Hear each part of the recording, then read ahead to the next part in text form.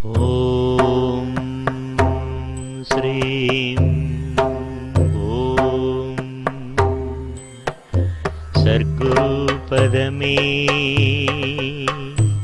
சாப பாப விமோசனம் ரோஹ அகங்கார துர்விமோசனம் சர்வதேவ சகல சித்த ஒளிரூபம் சர்க்குருவே ஓம் அகஸ்திய கிரந்த கர்த்தாய நம.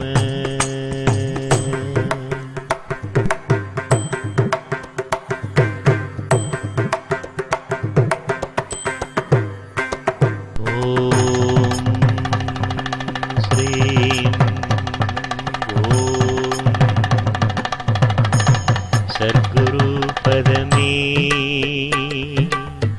சாப பாப விமோசனம் ரோஹ அகங்கார துர்விமோசனம் சர்வதேவ சகல சித்த ஒளிரூபம்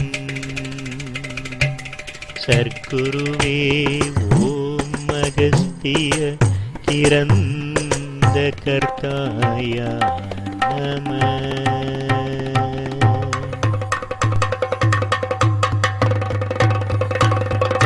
ஓம் ஸ்ரீம் ஓம் சர்க்குரு பதமே சாப பாப விமோசனம் ரோஹ அகங்கார துர்விமோசனம் சர்வதேவ சகல சித்த ஒளிரூபம் சர்க்குருவே ஓம் அகஸ்திய கிரந்த கர்த்தாய நம.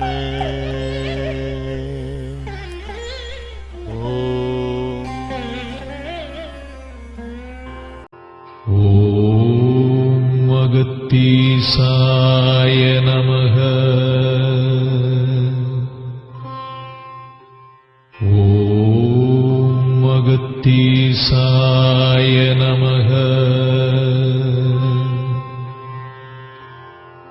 ஓம் அகத்தீசாய நமஹ. ஓம் அகத்தீசாய நமஹ. ஓம் அகத்தீசாய நமஹ. ஓம் அகத்தீசாய நமஹ. ஓம் அகத்தீசாய நமஹ. ஓம் அகத்தீசாய நமஹ. ஓம் அகத்தீசாய நமஹ. ஓம் அகத்தீசாய நமஹ. ஓம் அகத்தீசாய நமஹ. ஓம் அகத்தீசாய நமஹ. ஓம் அகத்தீசாய நமஹ. ஓம் அகத்தீசாய நமஹ.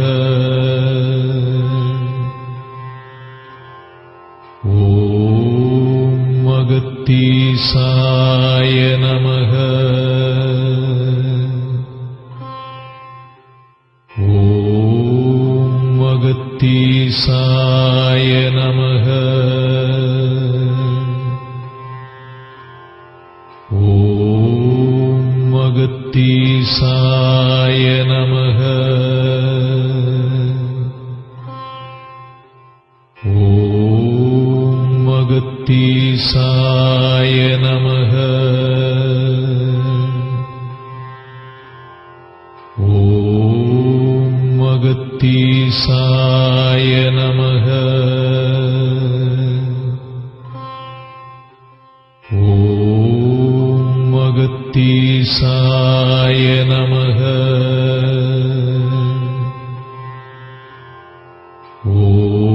ஓம் அகத்தீசாய நமக.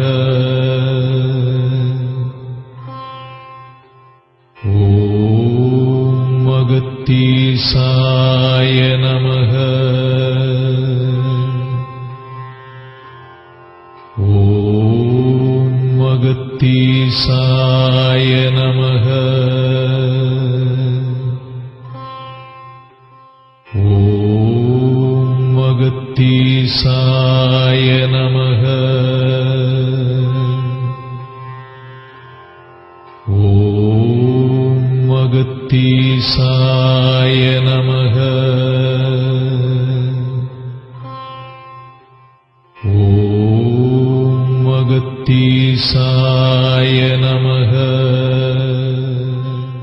ஒரு அற்புதமான ஒரு பிரளயம் தோன்றி கலியுகத்தின் ஒரு பகுதியாக ஒரு குறிப்பிட்ட இடத்திலே ஒரு சக்தியினுடைய ஒளி தாங்கி அந்த இடத்திலே ஒரு நகரம் உற்பத்தியாகிறது. அந்த நகரத்தில் முதலாக ஒரு குழந்தை அந்த பூமியிலே இருந்து பிறந்தது. அந்த குழந்தை மனித வடிவை தாங்கி அசுரத்தனத்தோடு அந்த குழந்தை பிறந்தது.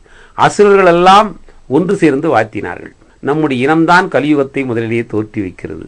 அசுரர்களுடைய தலைவர் சுக்கராச்சாரியார் முன்னின்று அந்த குழந்தையை வாழ்த்தி எல்லா விதமான கலைகளையும் எல்லா விதமான ஐஸ்வர்யங்களையும் செல்வங்களும் கிடைக்க வேண்டும் குருவாக இருந்து அந்த குழந்தை வளர்ந்து அந்த நாட்டினுடைய மிகப்பெரிய அரசனாக ஆகியும் அவன் நாட்டிலே பொன்னும் பொருளும் மணியும் நவரத்தினங்களும் எங்கு பார்த்தாலும் இருக்கிறது. அதனால் அந்த நாட்டுக்கு குபேர நாடு என்று பெயர். அவன் நாட்டிலே கோயில்கள் இருக்கிறது. சுக்கராச்சாரியார் தான் மூலவர். யாராக இருந்தாலும் ஓம் சுக்கராச்சாரியாய நமக என்கின்ற மந்திரத்தைத்தான் சொல்ல வேண்டும்.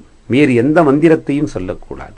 அப்படி சொன்னால் அவர்களுக்கு சிறை சேரும். ஒரு காலகட்டங்கள் போக போக அங்கே அதர்மங்கள் தலை தூக்க ஆரம்பித்து விட்டது. அந்த நாட்டில் 12 ஆண்டு காலமாக தொடர்ந்து மழை இல்லை. அந்த நாட்டில் கடும் பஞ்சம் வருகிறது. அப்படிப்பட்ட ஒரு மோசமான காலத்தில் அங்கே இருக்கின்ற மக்களெல்லாம் பசியால் பட்டினியால் இறக்க ஆரம்பித்தார்கள். அங்கே ஒரு சற்று வயதான ஒருவர் குஷ்டரோகத்தால் பாதிக்கப்பட்டு உடலெல்லாம் அங்கஹீனமாய் பார்ப்பதற்கு மிக மிக மிக அருவருப்பாய் அப்படியே சீழும் ரத்தமும் சொட்ட அங்கே ஆராய்ச்சி மணி அடிக்கின்றார். உடனே சேனாதிபதி கேட்டார், யார் நீ? எங்கு வந்தாய்? எதற்காக வந்தாய்? ஏன் ஆராய்ச்சி மணி அடித்தாய்? சொல்லுகின்றான், நான் உங்களுடைய அரசரை பார்க்க வேண்டும் என்பதற்காக வந்திருக்கிறேன்.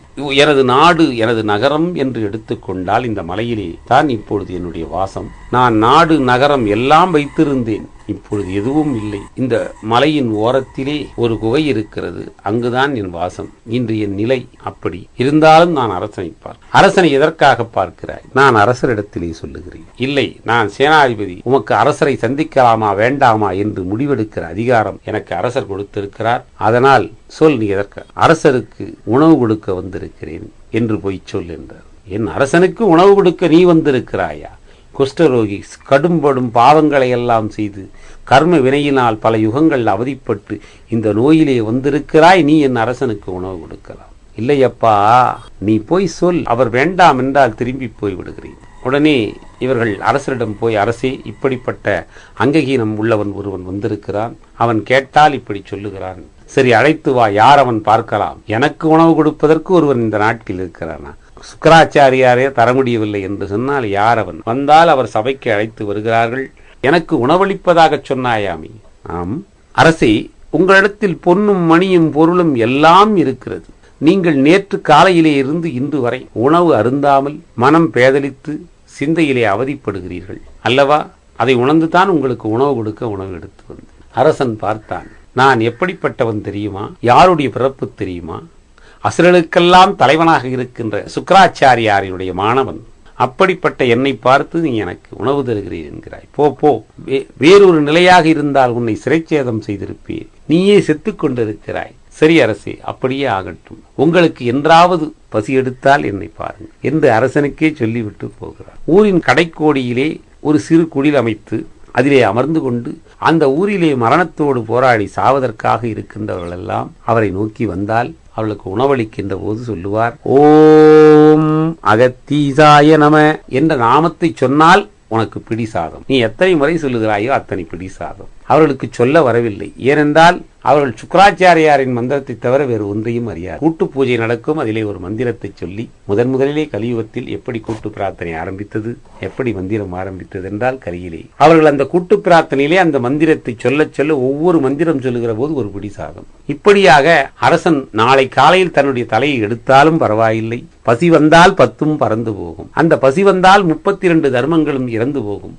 அவர்கள் பசியினால் வாடுகிறார்கள், மரணம் அடைந்தாலும் பரவாயில்லை என்று அரசனுக்கும் தெரியாமல் வந்து அங்கே உணவை சாப்பிட்டு சாப்பிட்டு மக்கள் போகிறார்கள். அரசருக்கு செய்தி போகிறது, மக்கள் எல்லாம் எப்படி இருக்கிறார்கள், என்ன செத்துக் கொண்டிருப்பார்கள் என்றான் அரசு. இல்லை இல்லை அரசே, மக்கள் எல்லாம் இப்பொழுது கொஞ்சம் ஆரோக்கியமாக மகிழ்ச்சி. எப்படி அரசே? நம்மிடத்திலே ஒரு வயதான முதியவர் வந்தாரே, அவர் அங்கே இருக்கிறார், உங்களுக்கு எதிரான சதி வேலை செய்கிறார். சுக்கராச்சாரியாருடைய நாமத்தை சொல்லாமல் யாரோ ஒரு அகத்தியராம் தாடியும் மீசையும் வைத்ததை போல ஒரு சிலை இருக்கிறது. அதிலே வந்து கூட்டு மந்திரங்கள், கூத்து பிரார்த்தனைகள், ஓம் அகத்தீசாய நமவென்று சொன்னால் ஒரு பிடி சாதம் கொடுக்கிறார். எத்தனை முறை சொல்லுகிறோமோ அத்தனை பிடி சாதம் கொடுக்கிறார். அளந்துதான் கொடுக்கிறார். நம்முடைய மதத்திற்கு திருமணத்தை ஆரம்பிக்கிறார் போல் தெரிகிறது. ஒரு நாள் விடியற் காலை கடுமையான பசி என்றால் அப்படி ஒரு பசி, யானை பசி என்பார்கள். எவ்வளவு உணவைத்தாலும் அரசன் சாப்பிட்டு கொண்டே இருக்கிறான். பற்றவில்லை. பசி பசி பசி பசி என்று அந்த அரசன் அலைகிறான். அவன் பசியை அடக்கவே முடியவில்லை. அரசு இருக்கின்ற எல்லா கஜானாக்களையும் எல்லா உணவுகளையும் போட்டு விட்டார்கள். அப்படி ஆர்ப்பரிக்கின்ற போது சுக்கராச்சாரியை அழைக்க சொல்லுகிறார், நீ ஒன்று செய், அங்கே ஒருவன் வந்திருக்கிறானே, அவனிடத்திலே போய் நீ யாசகம் கேட்டு உணவு அருந்து, அப்பொழுதுதான் இந்த பசி நிற்கும் என்று நான் நினைக்கிறேன். எந்த அரசன் ஓம் சுக்கராச்சாரியாய நமவென்று சொல்ல வேண்டும் என்று ஆணை பிறப்பித்தானோ அந்த அரசன் அந்த கூட்டு பிரார்த்தனையிலே தன்னுடைய முகத்தை எல்லாம் மூடிக்கொண்டு ஓம் அகத்தீசாய நமவென்று அவன் அந்த மந்திரத்தை சொல்ல சொல்ல அவன் உடம்பிலே இருக்கின்ற அந்த தீய எண்ணங்கள் எல்லாம் அவனை விட்டு விலக ஆரம்பிக்கும். அங்கே வந்து அமர்ந்து இருந்த அந்த நோயினால் பாதிக்கப்பட்டு அந்த நோயெல்லாம் இந்த அரசனை நோக்கி வருகிறது. அந்த குட்ட நோயெல்லாம் இவன் உடம்பிலே அங்கங்கெல்லாம் பரவுகிறது. பரவி உடம்பெல்லாம் குற்றமாகிறான். அங்கே எதிரிலே இருக்கின்றவன் இவனை போன்ற ஒரு அற்புதமான அரசனை போன்ற அந்த உருவமும் அமைப்பும் அங்கே தான தர்மம் செய்து கொண்டிருக்கிறாரே, அந்த பெரியவர் இந்த நிலையை அடைந்து விடுகிறார். அரசனாகி விடுகிறார் அவர். இவன் குஷ்டரோகி ஆகி விடுகிறார். சொல்ல சொல்ல சொல்ல சொல்ல அங்கே உணவு கொடுக்கிறார்கள். அப்படிப்பட்ட ஒரு மோதமான நிலையிலே இருக்கின்ற அவனுக்கு அவர் வந்து கையால் உணவை ஊட்டுகிறார். அன்று வரும்போது நான் தருகிறேன் என்றார். நாம் வாங்க மறுத்து விட்டோம், இன்று வாங்குகிறோமே என்று கண்ணீர் மல்க அந்த உணவை சாப்பிடுகிறார். அந்த உணவை சாப்பிட சாப்பிட 1008 முறை ஓம் அகத்தீசாய நமவென்று சொல்லுகின்றான். 3ஆம் நாள் முடிந்து 4ஆம் நாள் அவனுடைய உடம்பிலே இருக்கின்ற குஷ்டரோகம் தனியாக போய் நிற்கிறது. அதிலே இருந்து ஒரு உருவம் வெளியே வந்து, அசுரன் என்கின்ற ஒரு உருவம் வெளியே வந்து குஷ்டரோகங்களை எல்லாம் தாங்கி நிற்கிறது. மீண்டும் இந்த அரசன் தன்னுடைய அற்புதமான உடலை பெறுகின்றான். பக்கத்திலே இருக்கிற அந்த அசுரத்தன்மையை பார்க்கின்றான். இந்த நாமத்தை சொல்ல சொல்ல தெய்வத்தன்மை வந்துவிட்டது. அசுரத்தன்மையிலே அந்த குஷ்டரோகம் அப்படியே நின்று கொண்டு கலகலகலவென்று சிரிக்கிறது. நம்முடைய கர்ம வினைகள் இவ்வளவு இருந்ததா? இவ்வளவு கர்ம வினையையும் அந்த நாமத்தை சொல்ல சொல்ல 3 நாளிலே நாம் வாழ்நாளெல்லாம் பட்ட கர்ம வினை போகிறது என்றால் இந்த நாமத்திற்கு என்ன சக்தி என்று உலகத்திலே முதல் முறையாக அவன் அந்த அரசன் அகத்திய பெருமானுக்கு ஒரு கோயில் எழுப்பினான். 10,000 ஆண்டுகளுக்கு முன்பு ஏற்படுத்தப்பட்ட அந்த கோயில்தான் அன்றைக்கு குபேர நாடாக இருந்து பின்பு வடநாடாகி இன்று வேதாரண்யம் என்று அழைக்கப்படுகின்ற இந்த அற்புதமான இடத்திலே அந்த அகத்திய பெருமானுடைய ஒரு கோயிலுடைய சிலை இன்றும் இருக்கிறது. அந்த சிலையை முதலிலே கலியுகம் அமைக்கின்ற போது அமைத்தவன் அந்த அசுரத்தன்மையிலே பிறந்த அங்கே இருக்கின்ற சுக்கராச்சாரியாருடைய மாணவனாக இருக்கின்ற அவன்தான் முதலிலே அகத்தியருக்கு ஒரு திருக்கோயில் அமைத்தான். அமைத்து தன் வாழ்நாள் முழுதும் அந்த தொண்டு ஒன்றே போதும் என்று சொல்லி கலியுகத்திலே ஒரு அசுரனை பிறக்க வைத்து அந்த அசுரன் கலியுகத்தின் எல்லா பாவங்களையும் செய்தவனையும் பாவத்தை நீக்கி அந்த அசுரனுக்கும் மோட்சத்தை கொடுத்தார் என்றால் அது அகத்திய பெருமான் தான். அப்படித்தான் அகத்திய பெருமான் முதலிலே தன்னுடைய திருவிளையாடலை கலியுகத்திலே தொடங்கினார்.